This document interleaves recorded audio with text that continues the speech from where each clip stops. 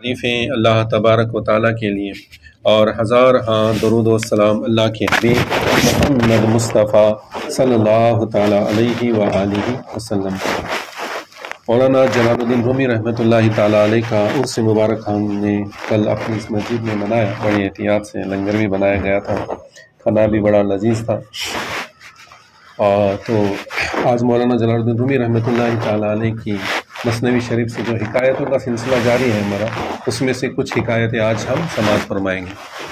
مولانا جلال الدین رومی رحمۃ اللہ تعالیٰ علیہ جب ان کا بیان کرنے کا انداز اس طرح ہوتا ہے کہ مثنوی شریف میں ایک حکایت، ایک قصے کو شروع کرتے ہیں اور تھوڑا آگے جانے کے بعد اس میں پھر دوسرا ایک قصہ بیان کرتے ہیں، پھر تیسرا بیان کرتے ہیں اور پہلا قصہ اور آگے چلتا رہتا ہے، پھر بعد میں جا کر جو ہے پہلے قصے کو ختم کرتے ہیں تاکہ لوگوں کی دلچسپی اس میں بنی رہے اور ساتھ ساتھ وہ قرآن اور حدیث کا پیغام بھی بتاتے جاتے ہیں۔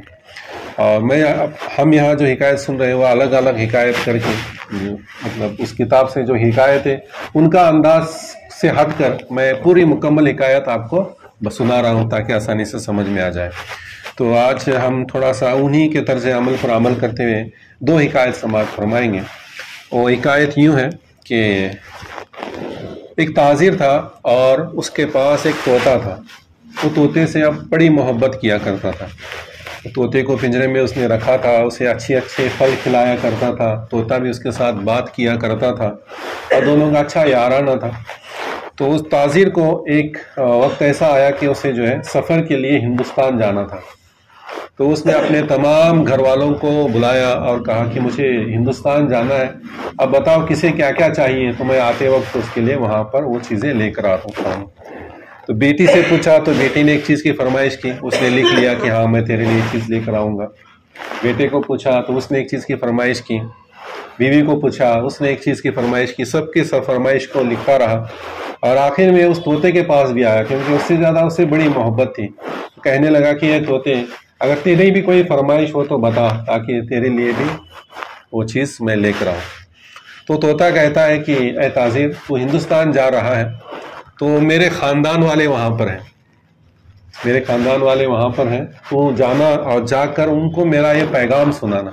میرا پیغام کیا سنانا کہ میں یہاں پر قید میں ہوں اور قید سے رہائی چاہتا ہوں، آپ کے فراق میں جو ہے مطلب اپنے خاندان والوں سے بچھڑنے کے فراق میں غم میں مبتلا ہوں اور اس غم سے نجات چاہتا ہوں، چھٹنا چاہتا ہوں۔ یہ میرا پیغام انہیں سنانا، میرا سلام انہیں کہنا۔ تو تاجر نے اس کی باتوں کو لکھ لیا۔ اب وہ تاجر ہندوستان چلا گیا۔ تو ایک اور حکایت کی طرف ہم آتے ہیں، پھر اس حکایت کو پورا کریں گے۔ دوسری حکایت یوں ہے کہ ایک دکاندار تھا، اس نے بھی طوطا پال رکھا تھا اور اسے بھی طوطے سے بڑی محبت تھی اور طوطا اس کے ساتھ اچھی باتیں کیا کرتا تھا اور اچھی گفتگو کرنے کی وجہ سے جب دکان میں گراہک آتا تھا تو گراہک کے ساتھ بھی اچھی باتیں کیا کرتا تھا طوطا، جس کی وجہ سے اس کا دھندا جو ہے کاروبار اچھا چلتا تھا۔ ایک روز ایسے ہوا کہ اس کے دکان میں بلی چوہے کو پکڑنے کے لیے دکان میں ایک جگہ سے دوسرے جگہ چھلانگ لگاتی ہے۔ تو یہ طوطا ڈر جاتا ہے، سمجھتا ہے کہ یہ بلی جو ہے مجھے پکڑنے کے لیے ہی مجھ پر جھپٹ رہی ہے، اور وہ طوطا زور سے ہلتا ہے، ایک طرف سے اڑ کر دوسری طرف چلا جاتا ہے، تو جس کی وجہ سے اس کا پنجرا جو ہے زور سے ہلتا ہے اور جس کی وجہ سے اوپر رکھی ہوئی ایک بادام کے تیل کی بوتل گر جاتی ہے۔ جب تیل کی بوتل گر جاتی ہے، ٹوٹ جاتی ہے، سارا تیل بہہ جاتا ہے، اس وقت پھر وہ جب مالک آتا ہے تو دیکھتا ہے کہ میں نے بوتل یہاں پر رکھی تھی، ٹوٹی، تو اندازہ لگاتا ہے کہ طوطے کی حرکت کی وجہ سے یہ تیل میرا ٹوٹ گیا۔ تو اس کے پاس ایک گرم چیز تھی آگ پہ تپی ہوئی، اس تاپ غصے کی حالت میں جو ہے طوطے کے سر پر مارتا ہے، تو اس کی وجہ سے اس کے طوطے کے سر کے بال سارے جل جاتے ہیں اور وہ گنجا ہو جاتا ہے۔ اس کے بعد پھر وہ طوطا اپنے اس دکاندار سے ناراض ہو جاتا ہے کہ میں نے تو کچھ کیا نہیں، اپنی جان بچانے کے لیے حرکت کی تو مالک نے مجھے سزا دی، تیل تو گرا اور گرنے کی وجہ سے مجھے سزا دی گئی۔ وہ ناراض ہو جاتا ہے، اس سے بات چیت کرنا بند کر دیتا ہے، کسی کے ساتھ بات نہیں کرتا، خاموش رہتا ہے، جو بھی گراہک آتا ہے وہ بھی کچھ سب کے ساتھ خاموشی۔ تو جو دکاندار تھا یہ بھی بڑا رنجیدہ خاطر ہو جاتا ہے کہ تیل تو گرنا تھا، گر گیا، اب میں نے طوطے کو کیوں مارا، کم سے کم بات ہی کرتا تھا، دل تو بہلاتا تھا، وہ بھی ناراض ہو جاتا ہے۔ تو ایک روز اس کے دکان میں ایک فقیر آتا ہے جس نے اپنا سر پوری طرح سے گنجا کر لیا. مولانا جلال الدین رومی رحمۃ اللہ تعالیٰ علیہ یہاں پر ایک حدیث بیان کرتے ہیں کہ جب حضور صلی اللہ تعالیٰ علیہ وآلہ وسلم نے ارشاد فرمایا کہ اے علی، اگر تم غسل کرو تو پوری طرح سے مکمل غسل کیا کرو، پورے جسم پر پانی بہانا چاہیے، اگر ایک بال بھی سوکھا رہ گیا تو تمہارا غسل نہیں ہوگا. پھر حضرت علی رضی اللہ تعالیٰ عنہ نے اپنے سر کا جو ہے حلق کروا لیا، یعنی پوری طرح سے سر کو منڈوا لیا، کیونکہ احتیاط کے طور پر بال ہی نہیں رہے گا تو سوکھا رہنے کا سوال نہیں آتا. تو یہ حدیث مبارکہ ہے. تو وہ فقیر جو ہے اسی پر عمل کرتے ہیں، اس نے اپنے سر کو منڈوا لیا تھا اور پوری طرح سے گنجا ہو گیا تھا، اور دکان میں آتا ہے تو طوطا اسے دیکھ کر کہتا ہے اے فقیر، ابھی تک تو بولنا بند کیا تھا لیکن اب بولنا شروع کرتا ہے اور کہتا ہے کہ اے فقیر، کیا تو نے بھی کسی کا تیل گرا دیا ہے؟ طوطا کیا کہتا ہے کہ اے فقیر، کیا تو نے بھی کسی کا تیل گرا دیا ہے جس کی وجہ سے تجھے گنجا کیا گیا؟ تو فقیر کہتا ہے کہ ارے نادان، پاک لوگوں کا، نیک لوگوں کا اپنے اوپر قیاس مت کیا کر، یعنی اچھے لوگوں کو اپنے جیسا مت سمجھ.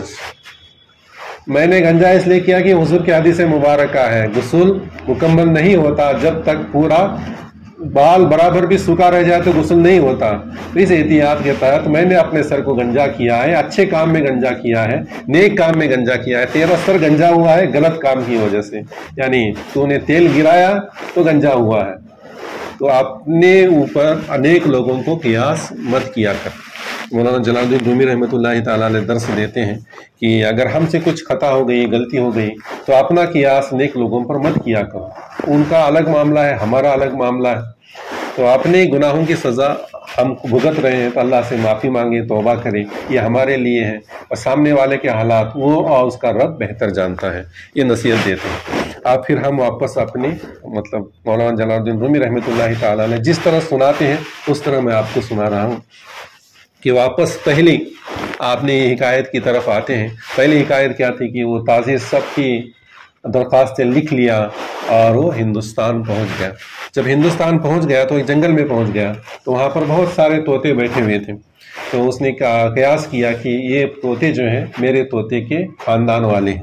تو ان طوطوں سے جو مخاطب ہو کر کہتا ہے کہ میرے پاس تمہارا خاندان کا ایک طوطا ہے، اس نے تمہارے لیے سلام بھیجا ہے.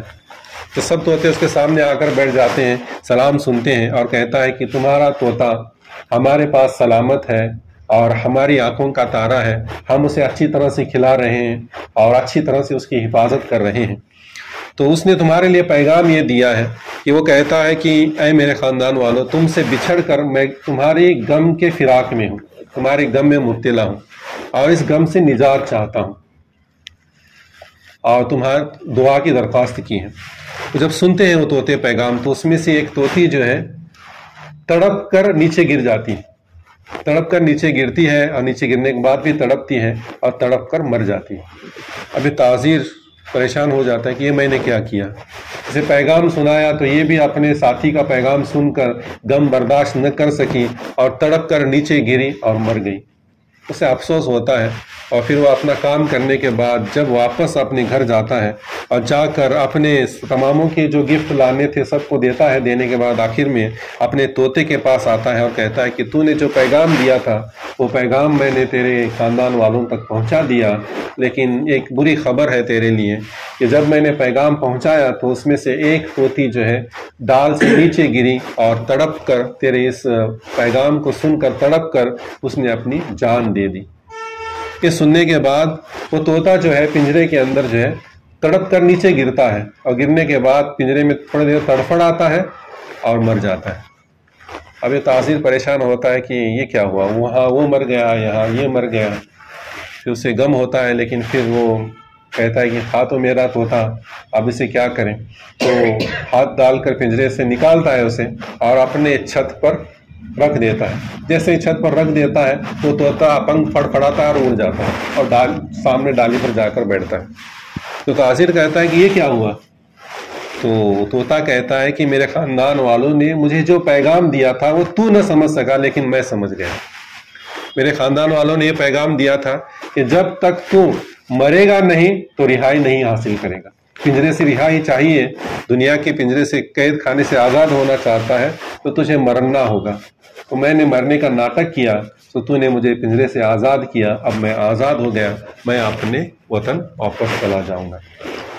سبحان اللہ. یہ حکایت مولانا جلال الدین رومی سناتے ہیں اور پھر ہمیں درس کیا دیتے ہیں کہ ہمارے بھی جسم جو ہے ایک پنجرا ہے، اور اس جسم نما پنجرے میں ہماری روح قید ہے اس طوطے کی طرح، اور یہ روح جو ہے اللہ سے ملاقات کرنا چاہتی ہے، اللہ سے ملنا چاہتی ہے، لیکن ہم اسے دنیا کی خواہشاتوں میں جو ہے اسے الجھا کر رکھا ہے.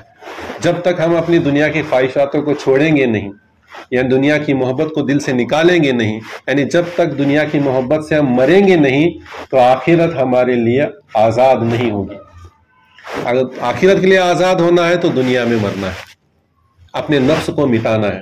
اپنے نفس کو مٹاؤ گے تو پھر اللہ کی بارگاہ میں کوئی رتبہ، کوئی عہدہ تمہیں ملے گا.